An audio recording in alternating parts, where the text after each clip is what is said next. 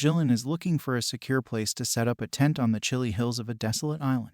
He travels for miles before slipping and falling into a chilly river. But after briefly floating there, he is able to clamber out and carry on. When he becomes too exhausted to continue, he rests up against a large rock, picks up a flower to eat, and starts reflecting on how it all began. Jilin is taken to see the prison governor one day while serving a life sentence for the murder of 6 men. The prison governor inquires about Jilin's aspirations. He is not the only prisoner dealing with this. Other prisoners are being summoned to the governor's office and asked the same question.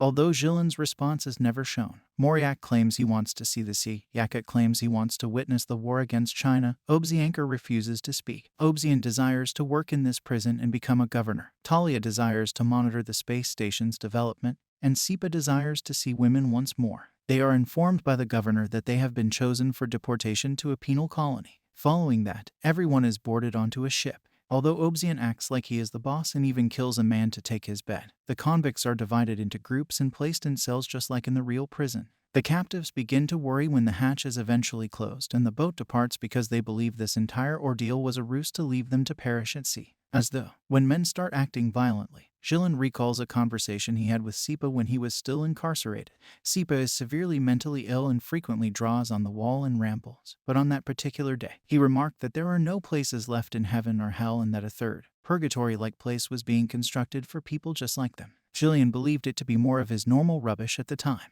Nevertheless, he is now beginning to realize its advantages. Everyone eventually settles down and makes an effort to pass the time by speaking and eating. But in the middle of the ride, a gang breaks out of one of the cells in search of one of their fellow inmates. Obsian initially poses as a negotiator only to kill the target, sparking a riot in which inmates on both sides start punching and killing one another through the bars, with the exception of Star, an elderly man who stays behind and prays. The struggle, however, is over quickly when the guards come and, after stopping them with a warning shot, use a sleeping gas bomb to put them all to sleep. The convicts are placed in numbered handcuffs and left at the shore so they can hear what Mr. Olafsson and Marta, the project's leaders, have to say when they finally arrive at a deserted island. I must say, the Russian government has provided this property to begin this project, which will be supported by several foreign organizations, because jails have been running out of space to house such a large number of prisoners since the death penalty became prohibited in all countries. The convicts are now colonists living under their protection and are being given everything they need to survive, including food that should last them for 3 months. They will be continuously observed by a satellite. And there are also some communication buoys nearby. They can go to one of them by boat, press the red button, and explain what they need. If a green light shows, the request has been granted. Obsian tosses a large rock in protest at the prospect of being monitored round the clock. But the guards quickly dissuade him by firing warning shots. Marta emphasizes that by stating their identity and the reason they wish to leave the initiative, users of the buoys may likewise request to do so. They will be sent back to prison if they do. Instead, by placing the buoys in the water, before risking getting on a boat, they make sure the option is well considered before leaving the shore. The guards explain that the keys they drop on the sand before they leave have numbers that correspond to the handcuffs they are wearing. As the other prisoners rush towards them and begin fighting over them, Jilin and Sipa remain secure behind, only snatching the keys that the other prisoners drop. Starry also makes the decision to stay behind and observe as a group of gang members line up around the keys to keep their competitors out, and another group goes to the crates the guards left to collect some weapons to use in an attack on the crowd. Ollie's group eventually seizes control of the circumstance. Before selecting a man to send out on the boat, Ollie gets a jacket and quality shoes for himself and Starry. But as soon as he grabs someone, the group seizes the opportunity to launch an assault, and the conflict resumes. Numerous men lost their lives during the battle. Ollie is killed by Moriak with a rock. Starry is also killed by Obsian with a rock, and the 3 men who board a boat to reach the buoy fall into the water and drown. The remaining inmates head to the warehouse to start distributing the supplies, and Obsian uses the equipment he's obtained to forcefully release his handcuff. Sipa explains that there is no chance the food will last 3 months, so Jilin gathers some provisions in a bag, gets a jacket, and departs the region in an attempt to survive alone. Find a way off the island, returning the narrative to its start. Jilin searches the island for a place free of snow and a stone feature that can serve as a shelter. He makes the decision to sit there and consider a family photo that he has stashed under his prison clothing. He cries himself to sleep because he misses them so much. A while after, he hears some squeaking and wakes up to find that mice have taken to his food and bag because the supplies were actually stocked with them. When it begins to rain, Jilin seeks shelter behind the rock formation he had previously seen, lighting a fire for warmth and heating some water. When the rain stops, he captures a bird and roasts it over the fire, which is how Sipa discovers him. He tries to steal his knife as he chats with him, but Jilin spots him and takes it back. When Jiling accepts Sipa's offer of some salt and his assistance in exchange for some meat, Sipa leaves to get more wood but notices the family portrait of Jilin hanging from the rocks, which prompts him to blow a kiss to Jilin's wife. They then split the bird and, after finishing their meal, Sipa approaches the cliff's edge and explains that he is too terrified to leap off. When he inquires as to why he won't pass away either, Jilin replies that it's because of his family. He wants to be buried next to them because they are deceased. But if he passes away on the island, that cannot happen. The two men drift off to sleep, and when Jilin awakens, he discovers Sipa has taken the image and used it as an excuse for his immoral behavior. Jilin beats him up out of rage and pushes him off the edge. Sipa, however, does not perish since he lands just beneath a hill rather than into the water. Nevertheless, despite their argument, they continue to travel together as they explore the island. While Jilin tries to fish, Sipa amuses himself easily with the trash he finds in the water. However, the only living thing they discover in the water is some kind of aquatic centipede, which terrifies Sipa. Jilin is startled when she suddenly discovers a piece of a seaplane while scanning the area. He gains some optimism by moving a little bit further up the hill and discovering the full plane, as he was a pilot once and would be able to fly it. Two men are insufficient to move it, so they return to their refuge for the time being. When Jilin uses some matches he had taken from the warehouse to ignite a fire, a hazardous cloud is produced because of something in the matches. He takes a sleeping Sipa along with him as he goes away from the fire. The Sipa first refuses to wake up. He finally awakens after a few shakes from Jilin, but his mouth just continues to utter nonsense, and Jilin fears the cold will kill them at any moment. The two men make the decision to return to the base and attempt to smuggle some coal. Life hasn't been simple for anyone back at the base. Obzian even requests that he be addressed as governor. Obzian and his group are in charge in maintaining a routine while dividing the supplies. However, they confine everyone who isn't a member of their squad to the barracks. They only permit them to leave to go for a stroll in a confined space, akin to a prison, while Estenets yells at them from the watchtower. When they are sent back, they must flee because the last one killed will become food later. Jilin and Sipa succeed in getting to the coal box, where they discover the remains of a fire. They can't help but collapse next to the fire and pass out from exhaustion after such a long hike. However, Sipa is instantly startled when he hears some noises. The gang is bringing their newest prisoner over for roasting. Jilin is still out there when he rushes to hide behind a rock, so he comes back out to save him, but he isn't quick enough, and Obzian's men find them and grab them. The two of them are returned to base, where Obzian ponders how to punish them for fleeing with supplies when they first arrive.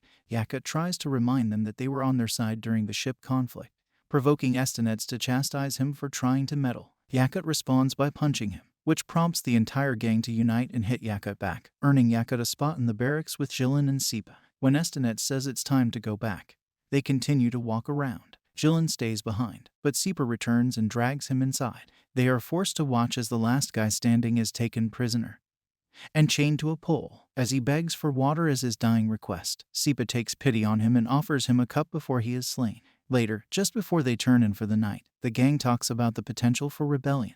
They are unsure since it might be harmful, but Shram persuades them that it's worthwhile to try. The following morning, Talia demonstrates to Obziankat how he has set up a covert trap in his workshop to catch any would-be criminals. Estenets tries to get the group inside after their daily walk to start the game, but only two men do so. The others hold back and unite as Yakut tosses a rock at Estenets to silence him. Obzian is approached by Jilin, who makes him a deal. In exchange for letting them go to the boy and request food, he will reveal where he discovered the jet. When they agree, Obzian unlocks the gate and lets them leave. Obzian asks his men if they know anything about Jilin, and that's how he learns that he was a pilot, that his family perished in a plane crash, and that he went to jail for murdering flight dispatchers at the airport with a rifle. While Talia and Jilin are traveling on the boat with two other men, according to the description of this crime as murder in a state of acute mental tension, Obzian surmises that Jilin is culpable in some way. He cancels his arrangement and tells the gang to return to the barracks as soon as the boat is far enough away. After Yakut attempts to confront them but is fatally wounded,